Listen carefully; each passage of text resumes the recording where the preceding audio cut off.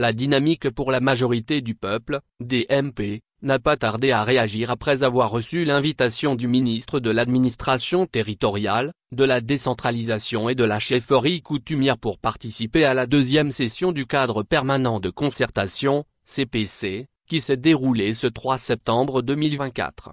Dans un communiqué officiel, la DMP a annoncé qu'elle a saisi cette occasion pour mettre en avant plusieurs points cruciaux pour l'avenir du Togo.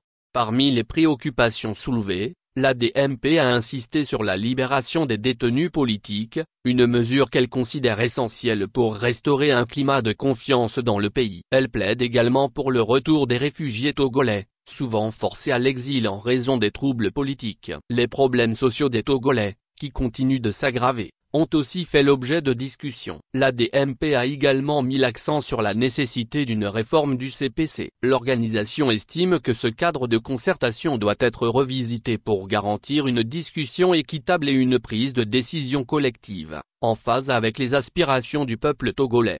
En outre, la DMP a souhaité que soient abordées les conséquences du changement constitutionnel du 6 mai 2024, qu'elle considère comme un tournant décisif pour le pays. Elle appelle à un dialogue national de refondation, visant à conduire le Togo vers une transition démocratique et l'instauration d'une nouvelle république.